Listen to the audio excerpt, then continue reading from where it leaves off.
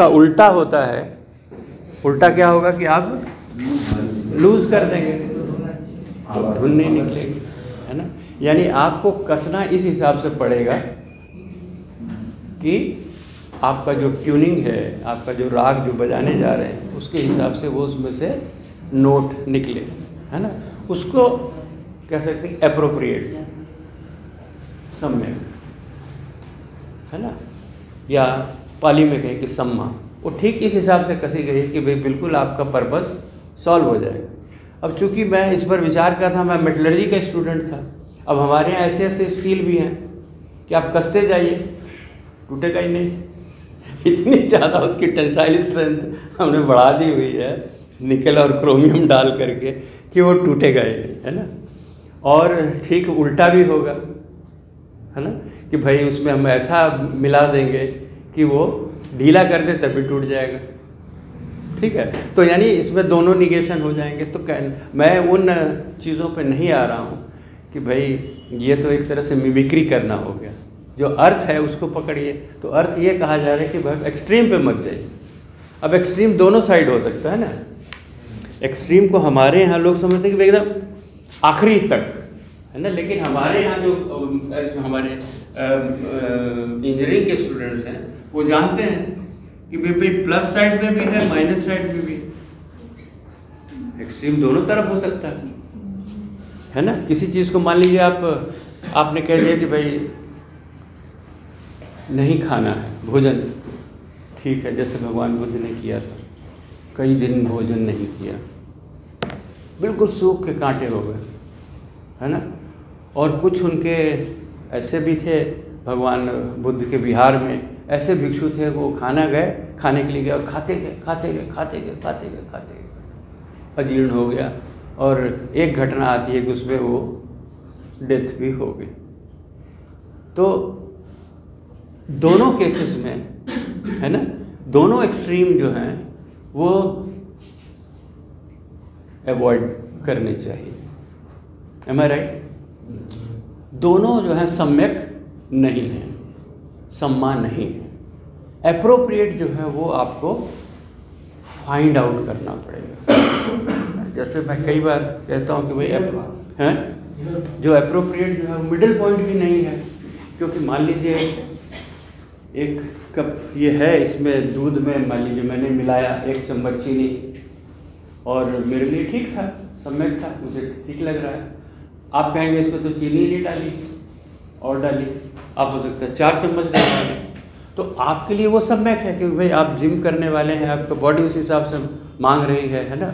और मेरी 1 चम्मच से काम चल जाएगा, तो मेरे लिए 1 चम्मच सम्यक है, आपके लिए 4 चम्मच सम्यक है। तो सम्यक जो है वो वेरी कर रहा है, बट ऑफ कोर्स एक्सट्रीम किसी के लिए सम्यक नहीं है। मैं बिना उसके लिए पीता, समझिए 0 शुगर डाला, तो वो मेरे लिए सम्यक नहीं है। आप 4 की जगह 8 कर देते तो आपके लिए सम्यक नहीं है। यानी एक्सट्रीम पे जाना कभी भी सम्यक नहीं हो सकता। अब मैंने इसको जब मैं कर रहा था तो मैंने सोचा कि इसको हमारे यहाँ तो बहुत सिंपल है कि 0 to 100 कर दें, कि कुछ नहीं लेना मतलब 0% हो गया, और एक्सट्रीम पे चले जाना मतलब 100% हो गया।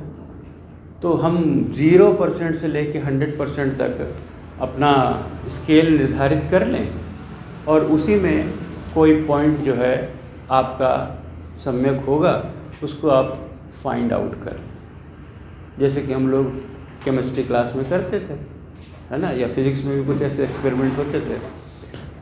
टाइट्रेशन का आप याद कीजिए, जब आप टाइट्रेशन किया करते थे, है ना, एसिड बेस रिएक्शन कर रहे हैं, बीच में फेनोल्फथालीन डाला हुआ है, अब बूंद बूंद गिरा के देख रहे हैं, हिला के देख रहे हैं, हुआ चेंज हुआ नहीं हुआ, और एक बूंद, है ना, और नोटिस कर लेते थे कि भाई कहाँ पर वो कलरलेस हो गया है, वो आपने नोट कर लिया।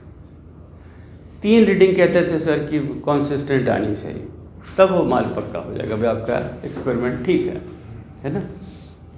इसलिए कई बार होता था कि 6 रीडिंग लेते थे, भाई 3 जब तक कॉन्सिस्टेंट ना आए तब तक एरर है। अभी भी सर आज भी यही बता के गए कि एरर जो 0 एरर है उसको हटाना पड़ेगा। तो खैर ये चीज़ जो है बुद्ध की कहानियों में मुझे दिख रही है। क्यों दिख रही है? क्योंकि आप इंजीनियरिंग बैकग्राउंड से आए हैं दूसरे को नहीं दिखेगी। दूसरे को क्या दिखेगा? जो उसका बैकग्राउंड है ना। अब उसका बैकग्राउंड कैसा है, उसका एक एग्जाम्पल देता हूँ। एक कहानी आती है, उसमें दिया है कि एक भिक्षु है। अब वो ध्यान उसका नहीं लग रहा है, साधना में ध्यान नहीं लग रहा है। तो ध्यान नहीं लग रहा है तो उससे क्या फ़र्क पड़ता है? उससे फ़र्क ये पड़ता है कि पूरा जो ग्रुप है ध्यान लगाने वाला, उसका ध्यान टूटता है। तुम जब ध्यान लगा रहे हो, तुम इधर से उधर हो रहे हो, है ना, हल्ला कर रहे हो, तो बाकी लोग तो डिस्टर्ब हो रहे हैं, ठीक है कि नहीं? यानी अनुशासन तुम भंग कर रहे हो, तो प्रॉब्लम वहाँ पर है, डिसिप्लिन की प्रॉब्लम हो रही है ना। तो ये रिपोर्टिंग होती है ना सर? रिपोर्टिंग तो होगी ही भाई। एक आदमी के चक्कर में हमारा पूरा ख़राब हो रहा है, एक मछली के लिए सारे तालाब गंदा हो रहा है। तो रिपोर्टिंग होती है, तो फिर हमारे जो सर हैं, प्रिंसिपल टीचर शास्त्रा, उसको बुला लेते हैं, पूछते हैं क्या बात है भाई, तुम्हारा ध्यान नहीं लग रहा है, क्या चक्कर है, क्या कारण है? तो कहता है बनते हमें तो घर की याद बहुत आ रही है, वाइफ की बहुत याद, उसकी कौन रक्षा करेगा, बस उसको छोड़ आया है ना। बोले आप तो यहाँ आके आपने प्रवृत्तियाँ ले ली है, परिवार आपने छोड़ दिया है और आपके दिमाग में वो घूम रहा है, तो आपका ध्यान नहीं लग रहा है। तो शास्त्रा उसे एक कहानी सुना है ना। कहानी का जो तथ्य है वो आपको पता लग जाएगा। उसमें बता दें कि एक राक्षस था। अब वो राक्षस जो है वो क्या करता है कि उसकी जो भार्या है, यानी उसकी जो पत्नी है, उसको एक पेटी में बंद करता है।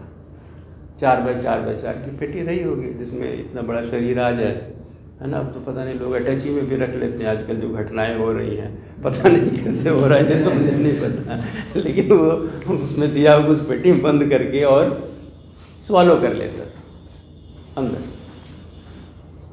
जब उसको नहाना धोना होता था, नदी किनारे ले जाता था, वापस निकाल के पेटी नहला धुला के फिर अंदर, ठीक है। अब एक दिन की बात है कि उस सिर सुर केश धो करके थोड़ा धूप लगवा रही थी, और ऐसा उस कहानी में आता है कि गंधर्व, अब गंधर्व क्या होता मैंने नहीं देखा कभी, गंधर्व गुजर रहा था और दोनों का संगम हो जाता है। दोनों का संगम हो जाता है तो वो पेटी में ही तब तक वो बंद कर देता है और स्वॉलो कर लेता है। और वो जा रहा है जंगल में, एक तपस्वी मिलता है जो कि बोधिसत्व होता है, जिसकी मैं चर्चा भी कर रहा था। उस बोधिसत्व को आपके सामने ला रहा हूँ। तो बोधिसत्व कहता है कि भाई क्या बात है, आज तुम लोग 3 आदमी क्यों आए हो? उनके अक्सर प्रणाम करके जाता था, आज 3 आदमी आए हो। तो राक्षस चौंकता है, 3 आदमी नहीं, हम लोग 2 ही हैं। अब वो वहाँ से निकलता है और जल्दी से पेटी खोलता है तो देखता है गंधर्व है बीच में। तो कहानी यहाँ पर ख़त्म हो जाती है। लेकिन कहानी का मैसेज मैंने तो कुछ रूप में लिया, जो हमारे विद्वान थे उन्होंने क्या लिए जानते हैं? बुद्ध काल में ऐसे ऐसे राक्षस हुआ करते थे जो 4x4x4 की पेटी अंदर कर लेते थे, स्वॉलो कर सकते थे। इस ढंग के राक्षस हुआ करते थे। मैंने अब पता नहीं डायनासोर से तुलना कर रहे थे या कैसे तुलना कर रहे थे, उनको ये उपमा समझ में नहीं आई कि ये कहानी क्या कह रही है। कहानी ये कह रही है, आप लोगों को समझ में आ गया होगा कि भाई एक फीमेल है, उसको आप इतना ज़्यादा प्रोटेक्शन दे रहे हैं, इतना ओवर प्रोटेक्टिव आप हैं, है ना, उसको कोई आज़ादी नहीं दे रहे, है ना। तो इस ढंग के तो आपके इतने ओवर प्रोटेक्शन देने से भी क्या हुआ, जिसके लिए आप ये कर रहे थे, है ना, वो भी आपका मकसद पूरा नहीं हुआ। तो उसको भिक्षु को ये समझा रहे हैं इस कहानी के द्वारा, है ना, कि तुम जो है क्या कर लो, इतने बड़े बड़े राक्षस कुछ कर नहीं पाए, तुम अपनी वाइफ की क्या प्रोटेक्शन करोगे, इसलिए चिंता मत करो, तुम अपने जिस काम के लिए आए हो साधना करो। खैर, तो ये मैनेज करने की कहानी, उसको साइकोलॉजिकली उसको इस राह पे लाने की ज़रूरत है कि भाई तुम्हारा जो डेविएशन हो रहा है साधना से, तुम जिस पथ पर जा रहे हो, हम लोग तो मैनेजमेंट के स्टूडेंट हैं, इंजीनियरिंग के स्टूडेंट हैं, अब हमको समझना है कि एम क्या है, उसमें वर्ल्ड ब्लॉकेज क्या है, पर्सनल ब्लॉकेज क्या है, इस ढंग की चीज़ों से इसको आप कंटेंट को कीजिए एनालाइज, आपको पता लग जाएगा कि भाई तो है ही ऐसी कहानी जिसमें 10 नंबर तक दिए जा सकते हैं। तो उसमें जो है कि जब तक ये बात आप इस एंगल से नहीं देखते हैं, आपको इस कहानी का मतलब बिल्कुल दूसरा निकलेगा, है ना। और आप उसी तरह के अंदाज लगाएंगे कि उस समय ऐसे राक्षस होते थे, उस समय ऐसे जीव होते थे, फलाना होता था, 4x4 की पेटियां बनती थी, कहाँ बनती थी, आपके मतलब स्टार्टअप कहाँ से हुए थे, पेटियां बनाने वाले किधर थे, वगैरह वगैरह, आप कुछ भी निकाल सकते हैं उसका अर्थ। तो खैर मैं आ रहा हूँ इस पर वापस, स्किल पर। तो ये स्किल अपने लिए, ये स्किल मुझे डेवलप करना पड़ा कहानियों को समझने का। कहीं तो लिखा हुआ नहीं था, किसी रेफरेंस बुक में जाइए कहीं ऐसा नहीं लिखा हुआ, लेकिन ये जो मगज में आया है ना, तो ये एक कहानी पढ़ के तो आया नहीं, 547 कहानियाँ हैं, सारे वॉल्यूम पढ़ गया। एक बार मैडम मैं पढ़ गया, मुझे लगा मैं किस चंगुल में फंस गया, इसमें तो सब बकवास है, कुछ भी नहीं समझ में आ रहा है, ठीक है। फिर अपने गाइड के पास गया, उसने कहा फिर से पढ़ो।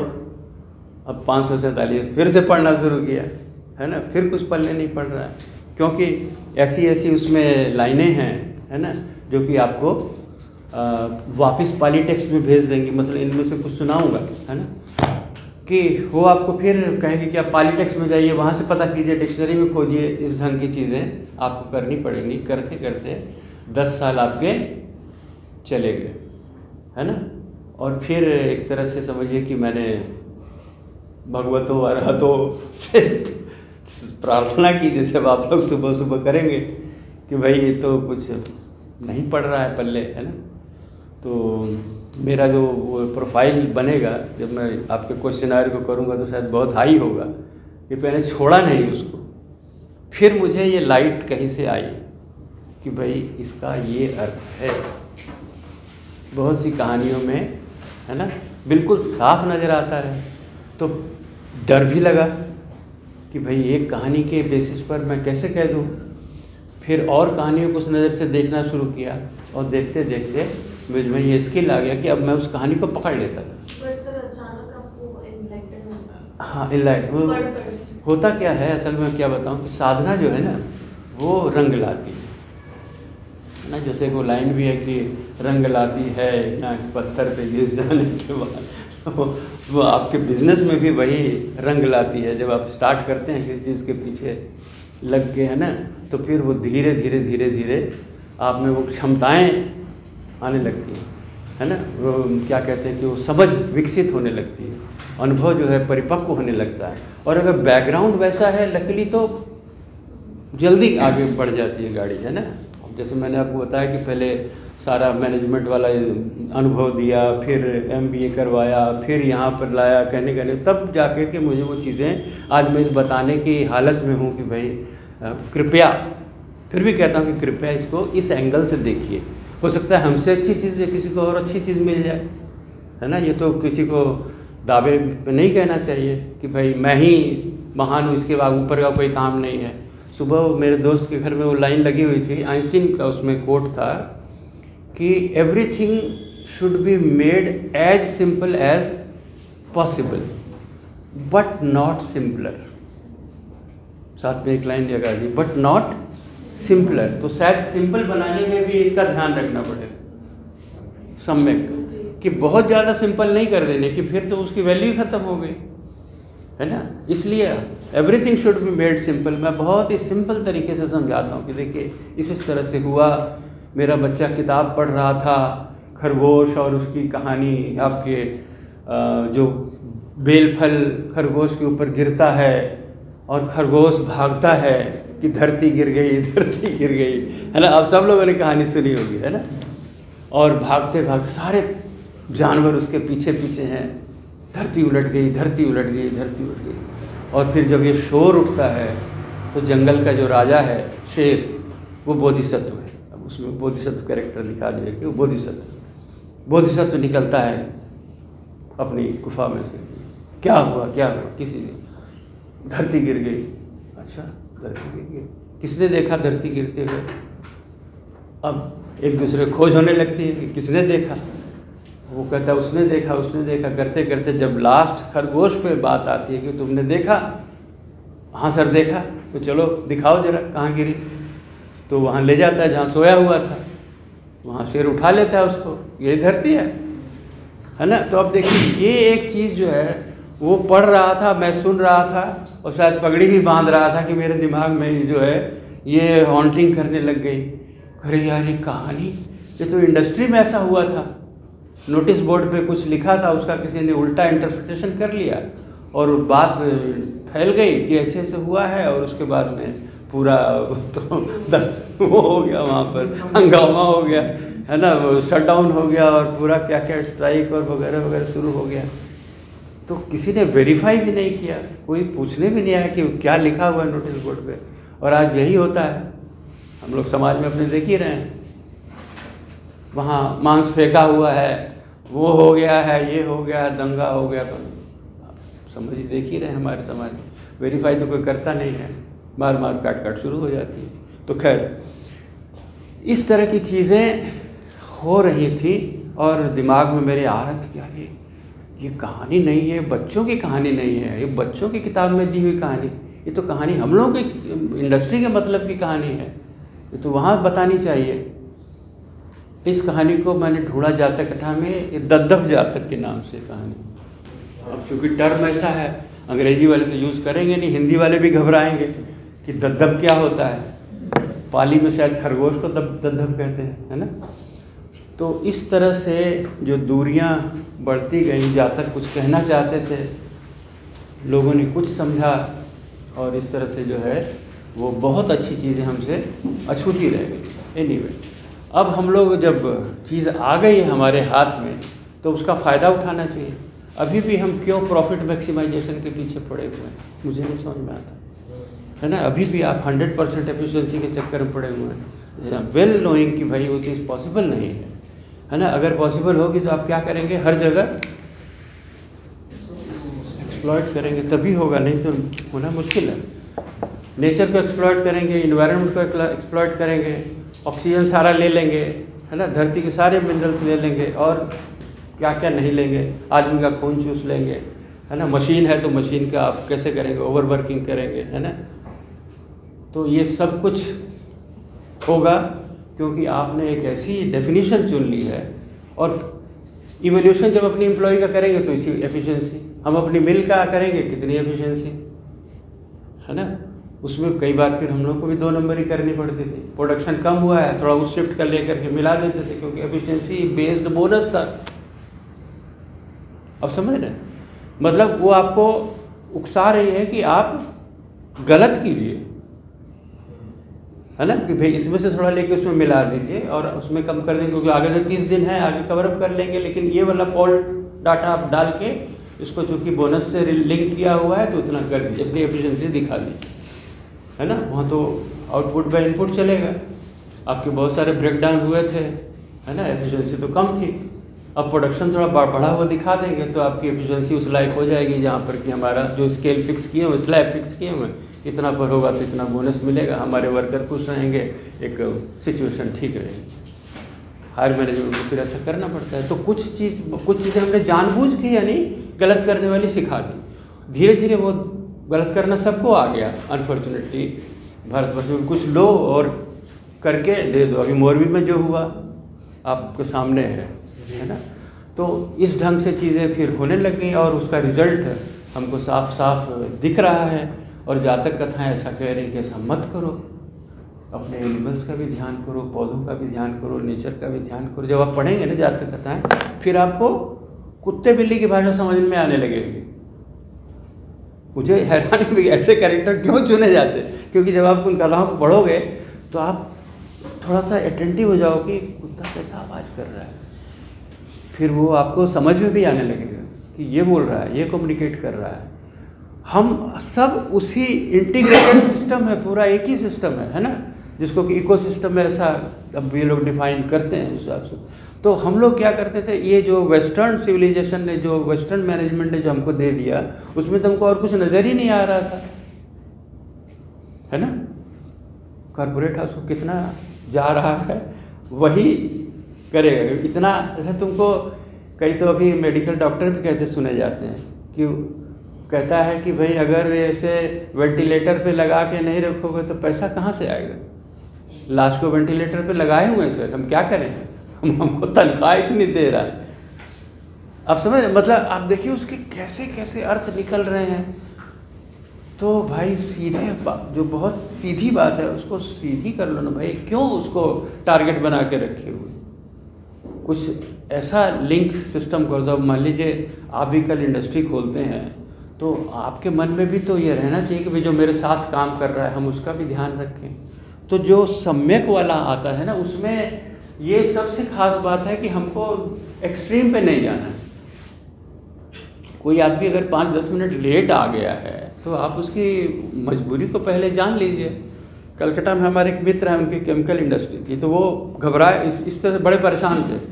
तो जब मैंने उनको ये कथा सुनाई कि भाई आप सम्यक मान लीजिए कोई 15 मिनट लेट से आ गया है, तो आप उसको अगर भगा देते हो, उस दिन का पैसा काट लेते हो, तो आप कर क्या रहे हो? आप तो अपने पैर पर खुद कुल्हाड़ी मार रहे हो। आपने तो एक भी मानवीय पक्ष उसका नहीं देखा। आप खाली अपने नियम को पकड़ के बैठे हुए कि 9:15 तक कार्ड पंच होना चाहिए। किस दिन वो बेचारा रास्ते में कहीं कोई एक्सीडेंट में फंस गया या जाम में फंस गया या क्या हुआ, तो आपके पास एक तो ये होना चाहिए ना, आप डेटा मेंटेन कीजिए।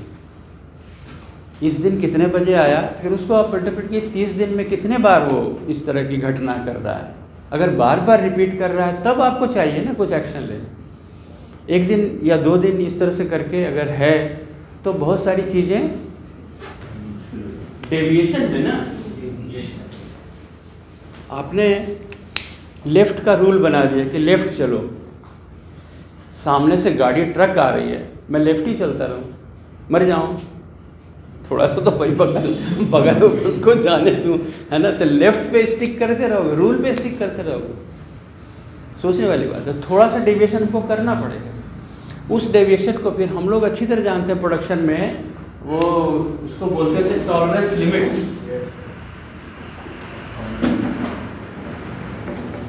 हम लोगों ने सेट करके रखी हुई थी प्रोडक्शन में। मान लो 6 मिलीमीटर का राउंड निकाल रहे हैं तो ठीक है 6.05 तक ले लेंगे, उससे ज़्यादा होगा तो फिर रोक देंगे प्रोडक्शन, उसको ठीक करेंगे।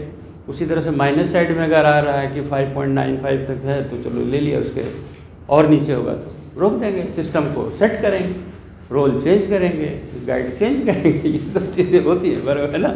तो कहने का मतलब ये कि डेविएशंस वहाँ तक अलाउड हैं जहाँ तक कि सिस्टम आपका ठीक रहे, है ना। वो फिर मैक्सवेल डिस्ट्रीब्यूशन वगैरह जब अब स्टैटिस्टिकल सब करेंगे तो वो मैं आपको बता सकता हूँ, वो आर्ट्स वालों को क्या बताऊँ, है ना। फिर तो सारा कुछ हमको खोलना पड़ेगा। तो खैर एनीवे, अब इंजीनियरिंग के स्टूडेंट्स हैं, मुझे इसलिए खुशी हो रही क्योंकि स्किल की बात बताते हैं। और स्किल वाले में देखिए हमारे पास बचे हैं 5 मिनट, है ना। तो जब मैं आया था इस लेक्चर के लिए सोचते हुए कि भाई स्किल वाली घटनाएं बतानी हैं जिसमें स्किल आया हो, और लकीली देखिए मुझे मेटलर्जी की एक कहानी मिल गई उसमें, मेटलर्जिकल स्किल्स की, है ना। एक स्किल तो मैंने सुबह आपको बताया, उसको हम चलो 0% कह देते, वो स्किल था ही नहीं, समझिए कि है ना, इस तरह से उसको अगर हम मान लें 0%। अब हमारे पास एक कहानी ऐसी होनी चाहिए जिसमें 100% स्किल हो, है ना। वो आपको कहानी सुनाता हूँ, उसका नाम है सूची जातक। सूची जातक, वो बता देता हूँ कितने नंबर की कहानी है। वो है 387 नंबर कहानी, 387। अब जो सुबह आपको सुनाई थी वो मेरे ख्याल फर्स्ट वॉल्यूम है, 50 या 55 नंबर की कहानी है ना। तो एक कहानी आपके 55 नंबर की, दूसरी 381 0% वाली यहाँ, 100% वाली वहाँ। हुआ क्या है, ऐसा क्यों हो गया कि अगर एक ही टर्म, एक ही सब्जेक्ट से, एक ही कंटेंट से रिलेटेड कहानी है तो एक ही जगह होती तो कितना अच्छा होता, है ना। उतनी मगजमारी ना करनी पड़ती थी। 547 कहानियाँ पढ़ने का जोखिम बहुत कम आदमी उठाएंगे, है ना। जिस आदमी को वो रिसर्च करनी होगी, 10 साल लगाने होंगे वही। लेकिन जब मैंने सारी पढ़ ली तो मुझे लगा कि अरे ये कहानी तो वहाँ जानी चाहिए थी। लेकिन ऐसा क्यों नहीं हुआ? ऐसा इसलिए नहीं हुआ कि जो कंपाइल कर रहे थे, एडिटर जो थे, है ना, जो सारी कहानियों को एक साथ कर रहे थे, उन लोगों के मन में ऐसी भावना थी कि जो एक गाथा वाली कहानियाँ हैं। अब एक टर्म आ गया गाथा, तो मैं आपको गाथा के बारे में थोड़ा सा 2 लाइनें गाथा के बारे में बता देता हूँ कि गाथा क्या है।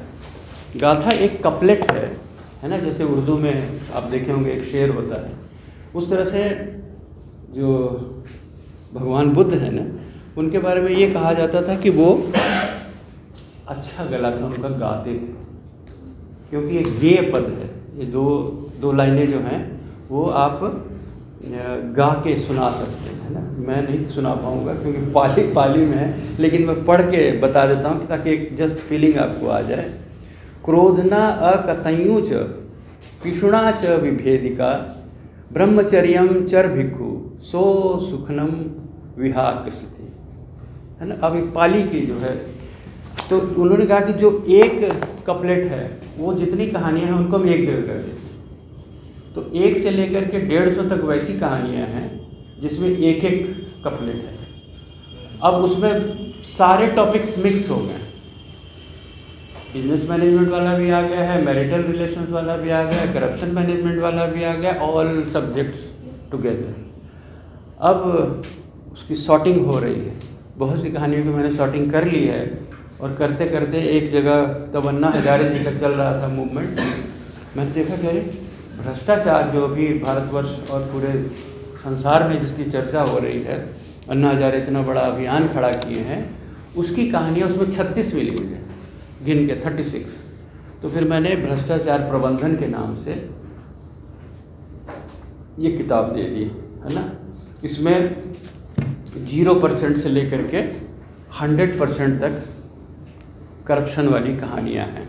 अब 0% से 100% किसी बौद्ध भिक्षु से कहिएगा, किसी बौद्ध धर्म जो मानता है उसको, तो क्या बकवास है ये सब, ऐसा तो कभी भी भगवान ने नहीं कहा कि ये 0% वाला है, ये 100% वाला, ठीक। लेकिन ये हमारा इंजीनियरिंग जो स्किल है ना, मैनेजमेंट स्किल है, वो घूम रहा है दिमाग में, उसने उसको सॉर्टिंग कर दी। अब ये 0% वाली है, ये 100% वाली। सुबह आपको एक सुनाई 0% वाली और 100% वाली सुनाने जा रहा हूँ। उसी तरह करप्शन की 0% वाली है, 100% वाली है ना। फिर मैरिटल रिलेशंस वाली 0% वाली है, 100% वाली है। तो मैं आइडेंटिफाई कर पा रहा हूँ, है ना, आपको बता सकता हूँ। ये देखिए, इसमें अगर एक स्केल आप मानते हो, उस स्केल पे आप उसको सॉर्टिंग कर सकते हो, रख सकते हो। और फिर उसमें जो टेक्निक बताई है बोधिसत्व ने, इसका मैनेजमेंट इस तरह किया जा सकता है, उसको आज भी आप फॉलो कीजिए, you will get best results. क्योंकि आपको मैनेज करना है, क्या करना है, सम्यक का पालन करना है, ऑप्टिमाइज करना है। आज हम कहते हैं ऑप्टिमाइज करना है, ऑप्टिमम चुन लीजिए उसमें से, वो आपके लिए बेस्ट होगा। तो हम पुराने में से जो चीज़ आज वाली है उसके साथ जब तौल के देखते हैं तो हमको ये भारी पड़ता है। बुद्धिस्ट मैनेजमेंट जो है, it is much higher, much better than the modern. तो अब 100% वाली वो सुनिए, जिसमें स्किल छुपा हुआ है। उसमें होता क्या है कि एक लोहार है, लोहार आप जानते हैं, ब्लैक स्मिथ, काफ़ी एक्सपर्ट है। और पास का भी एक लोहारों का ही गांव है, उसमें जो गांव का मुखिया है ना, वो लोहारों का गांव है। लोहारों का मुखिया जो है, उसकी लड़की बहुत खूबसूरत है, बहुत गुणी लड़की है ना। चूँकि पुरानी कहानी से आप वो सिंबल से देखें किस तरह से लोहारों का गांव मत ढूंढने लग जाइएगा वो बहुत खूबसूरत लड़की है। तो ये जो लोहार है, जो यंग है, एंटरप्रेन्योर है, स्किल डेवलप कर रहा है, वो सोच रहा है कि इसको मैं मैरी करूँगा, है ना। तो वो क्या करता है कि लोहारों के गांव में आपको सोचता है कि मैं उस गांव में सुई जाके बेचूंगा। सुई तो आप समझ रहे, निडल जो होती है।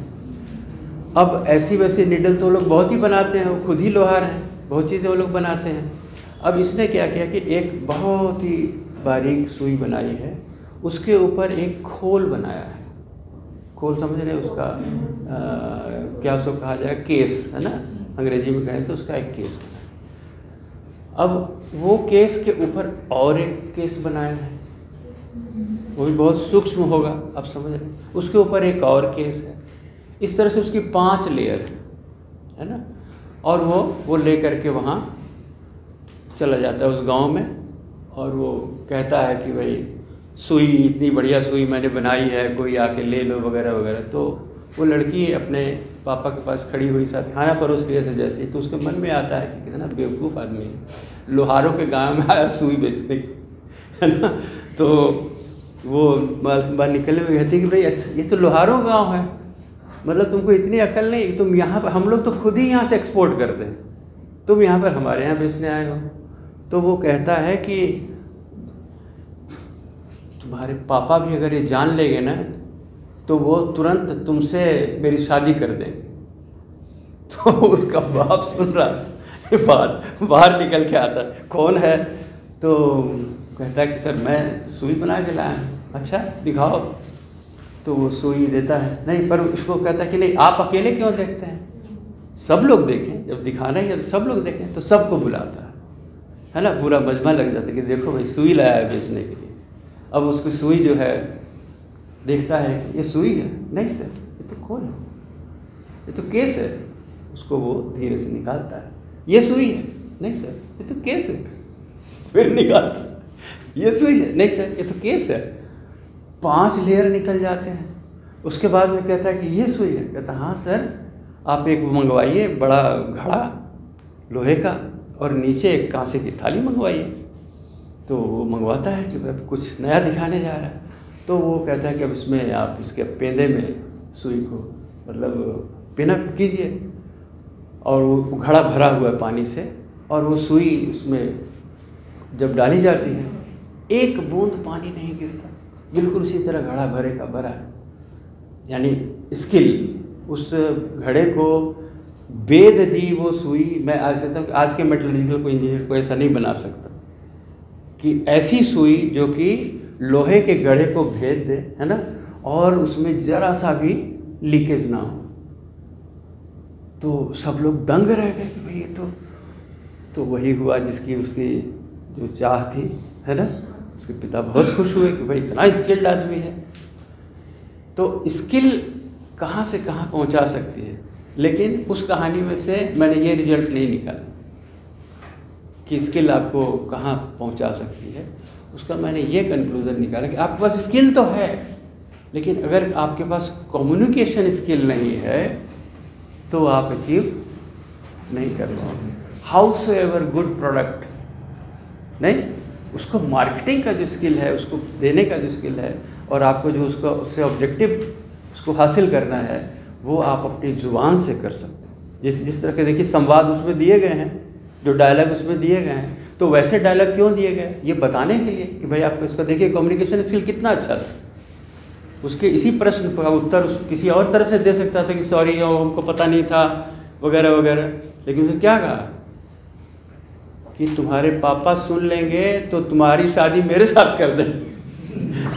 देखिए बात करने का ढंग देखिए, है ना। फिर उसके पापा कहते हैं कि अच्छा दिखाओ, तो खाली आप क्यों देखेंगे, दुनिया देखे। अब मैंने और लोगों को भी इन्वॉल्व कर लिया, है ना। और जिस तरह से आप इन्वॉल्व हुए थे सिन्हा जी के लेक्चर में, मुझे बहुत अच्छा लग रहा था।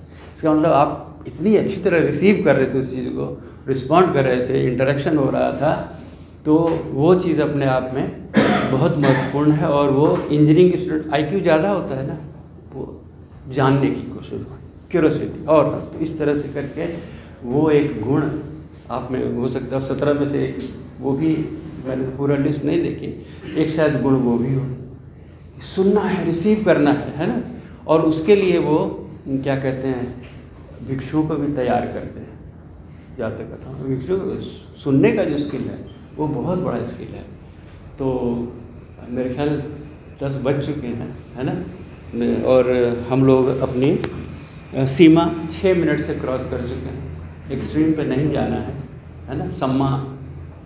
संबुद्ध की बातें कर रहे हैं तो सम्यक का निर्वाह करना है ना। हाँ, प्रश्न जरूर बहुत अच्छे से। हाँ सर, आपने जो स्टोरी बताई, जो खरगोश था, वो बाद में भागते दूसरे एनिमल के पास में गया, हाँ, के पास में गया, आसमान में गया, बाद में चीता भी उसके साथ में दौड़ गया, पानी के पास। तो उसकी आवाज़ सुनी ना तो सारे लोग पीछे पीछे, जैसे हम लोग करते भेड़ चाल। याद है कहानी, मैंने पंचतंत्र की कहानी में पढ़ी जी। तो पंचतंत्र की कहानियाँ और जातक कथा का कोई संबंध नहीं? बहुत अच्छा प्रश्न किया है ना। देखिए जातक जो है, हाँ नहीं, मैं विष्णु जो लिखे विष्णु शर्मा जी ने जो कहानियाँ लिखी हैं, पंचतंत्र की कहानियाँ उनको कहा जाता है, विष्णु शर्मा जी की कहानियाँ, उनके लेखक जो हैं वो अलग है ना। और उसके बारे में ये कथा आती है कि विष्णु शर्मा जो राजा था ना, वो विक्रमादित्य और कोई राजा था, मैं नाम बोल रहा हूँ, उसके जो बच्चे थे यानी बालक, उसके बेटे, वो बड़े उद्दंड थे, इनडिसिप्लिन। वो किसी मास्टर वास्टर से पढ़ते ही नहीं थे, बल्कि उसकी खिंचाई करके जो ट्यूशन पढ़ाने आता था, है ना। तो विष्णु दत्त जो ये विष्णु शर्मा थे, इन्होंने एक टेक्निक निकाली। इन्होंने उसको कहा कि पढ़ाएंगे नहीं, हमको कहानी सुनाएंगे, है ना। तो उनको बैठा लिया, अब जैसे मैं कहानियाँ सुना रहा हूँ उस तरह से बच्चों को बैठा लेता था और बैठा के कहानियाँ सुनाता था। और वो किसकी कहानियाँ सुनाता था? राजनीति, कि भाई लड़कों को तो राजा बनना है, राजनीति का ज़्यादा कंटेंट होना चाहिए, है ना। और जातक कथाओं में भी राजनीति की कहानियाँ हैं, ऐसा नहीं कि नहीं हैं, लेकिन मात्रा संख्या उनकी कम है। अब इस कहानी का जहाँ तक संबंध है, खरगोश वाली कहानी, ये आप पंचतंत्र में अगर मुझे लाके दिखाएं एक बार, तो मैं आपको बता सकता हूँ कि भेद कहाँ है उसका। क्योंकि ये हमें दद्दव जातक, इसकी 322 नंबर की शायद ये कहानी है, जहाँ तक मुझे याद आ रहा है, 332 नंबर पे ये कहानी दर्ज है। और ये कहानी चूँकि बहुत पॉपुलर है ना, और मुझे बहुत बाद में मिली, तो मैंने देखा अरे ये तो बिल्कुल साक्षात सामने कहानी खड़ी हुई है, जिस रूप में जातक अटकथा में लिखी गई है, बिल्कुल गाथाओं के साथ, है ना, बहुत ही सुंदर रूप में उसका निरूपण हुआ है। उसको लेकर के देखिए कितनी तरह की कहानियाँ और बन जाती हैं। अब कोई बढ़िया आर्टिस्ट है, वो क्या करेगा, उसको उसी तरह से बनाएगा। तो मैंने बच्चों को देखा, वो मैडम कॉन्वेंट स्कूल वाली होती है ना, वो खोल लेती किताब सामने, बहुत सुंदर उसमें चित्र बने हुए हैं, this is elephant, this is camel, this is rabbit. तो सबका उसमें लगता है बारात जा रही है, पीछे पीछे भाग रहे, वो दिखाते हैं, है ना, दिस इज रैबिट, दिस क्या में। तो वो उस कहानी का क्या यूज़ हो रहा है वहाँ पर? फेमिलियराइजेशन ऑफ द एनिमल्स। वहाँ पर उनको ये थोड़ी बताना है कि भाई इस तरह से जो वेरीफाई नहीं करने पर ये होता है, ये होता है। वो बच्चों को बता रहे हैं, उनको एनिमल्स के बारे में बताना है, तो उस कहानी का उस तरह भी यूज़ होता है, ठीक है ना। और बहुत लोग हो सकता है दूसरी तरह से भी यूज़ करते हैं, लेकिन मैनेजमेंट के हिसाब से इस कहानी का यूज किस लिए हुआ था वो बता करके मैं अपनी बात ख़त्म कर दूंगा, है ना। कि ये जो चीज़ बताई गई है, इसके पीछे प्रॉब्लम क्या थी कि शास्ता को ये कहानी सुनानी पड़ी। What was the reason? तो उसका रीज़न ये था, जिस समय भगवान बुद्ध धर्म का प्रचार कर रहे हैं तो बहुत सारे ऑब्स्टेकल्स हैं, है ना। ये अच्छा हुआ कि आप लोगों के उसमें भी आ गई बात आपके कि भाई आपको बहुत सारे ऑब्स्टेकल्स आएंगे, है ना। वर्ड ब्लॉकेज, पर्सनल ब्लॉकेज, तमाम तरह के हिंड्रेंसेस आएंगी, वही बुद्ध के सामने भी आ रहे थे। यानी कि एक दिन में वो सक्सेसफुल हो गए, चाहे जितना भी उनका मैग्नेनिमस पर्सनालिटी वगैरह रही हो, वो तो एक प्लस फैक्टर था। इसके बावजूद ब्राह्मणों द्वारा विरोध, फलाने द्वारा विरोध, राजा द्वारा विरोध, और उनके घर का विरोध। देवदत्त पहुंच गया, उनके बिहार में पहुंच गया और फूट डाल दी। एक समय ऐसा है बुद्ध अकेले रह गए, कोई नहीं था उनके पास। सोचिए ये लाइफ की कितनी बड़ी, इतना बड़ा आदमी जो है उसके साथ ऐसा सिचुएशन हो रही है कि उनके जो बहुत ही कॉन्फिडेंशियल आदमी है वो भी छोड़ के चले गए। लेकिन वो आदमी तो फिर भी डिगा नहीं, उसी तरह से निडोला, फिर सब आ गए। अगर क्वालिटी में दम है, अगर आपकी बात में दम है ना, तो आप इनडिफिटेबल है ना। फिर आ गए। तो वो उस समय उनके जो भिक्षु आते थे ना, वो जब श्रावस्ती में जाते थे तो बहुत दूसरे 16 संप्रदाय थे। कोई कहे कि तुम भिक्षा मांगने के लिए तुमको गौतम भेजता है, हम लोगों को तो पंचाग्नि तप करवा रहा है, इतना बढ़िया बढ़िया सिद्धियां हम लोग को मिली हुई हैं। देखिए आपस में बात हो रही, तुमको क्या, हम लोग की बात करके तुम लोग क्या पढ़ाता है? अरे हमारे कॉलेज में तो बढ़िया बढ़िया कंप्यूटर लगे हुए, तुम लोग पैसा खाली ले लिया है ना, इतने 1000। आप मेरी हिंदी समझ रहे हैं ना, थोड़ा मैं उस टोन में बोल रहा हूँ, उस इलाके की हिंदी बोल रहा हूँ जिस इलाके में बुद्ध धर्म प्रचार कर रहे थे। तो इस तरह की कॉन्ट्राडिक्शंस उनके सामने आते हैं। भिक्षु जब आपस में बात करते हैं कि पंचाग्नि तप कैसा होता है, ये लोग तो आजीवक लोग तो वो लोग कर रहे हैं, उससे ये सिद्धि मिल जाती है, स्वर्ग की प्राप्ति हो जाती है, उससे फला मिल जाता है, ढिका मिल जाता है, इस तरह की चर्चाएँ चल रही। और गौतम बुद्ध के सामने जब वो शास्त्रा के पूछते भिक्षु क्या बातचीत चल रही है, तो भंते ऐसी इस तरह से वो कर रहे थे। माने कहने का मतलब क्या, प्रॉब्लम क्या है यहाँ पर? प्रॉब्लम ये है कि आप लोग छोड़ के जाना चाहते हैं कि हमको तो तुम खाली भिक्षा मांगना सिखा रहे और ज़्यादा से ज़्यादा सांस पे ध्यान दो, सांस पे ध्यान दो, यही सिखा रहे। उन लोग पंचाग्नि तप करके कितना आगे बढ़ गए हैं, एक तरह से कंप्लेन किया जा रहा है बुद्ध, तो बुद्ध उनको समझाते हैं ये वाली कहानी सुन, अरे भले वेरीफाई तो कर लो, उस स्वर्ग की सीढ़ी बना रहा है, लेकिन पहले एक बार वेरीफाई जरूर कर लेना, है ना, नहीं तो उसी तरह से फंसोगे, वो धरती गिर गई। तो ये बताया जा रहा है। अब देखिए मैनेजमेंट की कितनी बड़ी कहानी है ये, कि आप कुछ भी मार्केट में जाने से पहले एक बार वेरीफाई कर लीजिए, हमारी कंपनी में लगाइए, हमारी कंपनी में लगाइए, इतना प्रॉफिट है, इतना शेयर है, ये है, तमाम तरह के।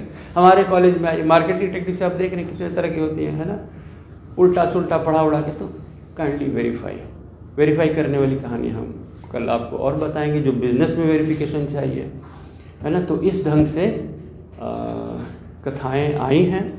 और टू कंक्लूड प्लीज़, दोपहर की कहानी। किसकी कहानी? दोपहर में सुबह में अपने आलू भी छोड़। अच्छा, आप नहीं थे क्या?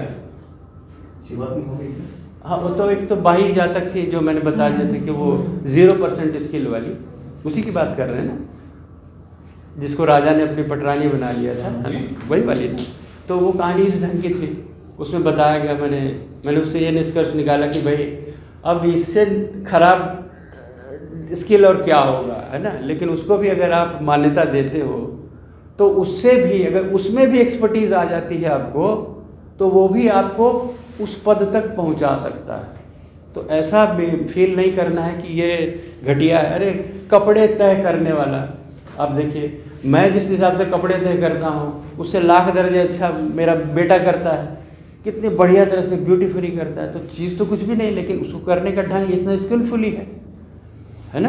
तो वो वैसा अगर उस कर रहा है, उसमें क्या बुराई है? To do I think. और एक संस्कृत में है, योग कर्मसु कौशलम, कि कर्म में अगर आप कौशल प्राप्त कर लेते हैं तो वो योग के बराबर है। कल मान लीजिए आप स्किप कर रहे हैं तो बड़ी अच्छी बात है, योग स्किप कर जाएंगे तो उससे कोई नुकसान नहीं होगा, क्योंकि आप इन कहानियों से आप कौशल कुछ प्राप्त कर लेंगे, है ना। तो योगा, अपने कर्म में आपने कौशल प्राप्त कर लिया, माने आप योग कर रहे हैं, है ना। तो इस तरह से यही बताया गया कि भाई आप क्वालिटी, उसकी कहानियाँ आएंगी, वो बताऊंगा कि कैसे क्वालिटी मेंटेन करना है। दुश्मन आपके एडवर्स जो कॉम्पिटिटर्स हैं वो कुछ भी नहीं कर पाएंगे आपका, अगर आप क्वालिटी अपनी मेंटेन करते हैं।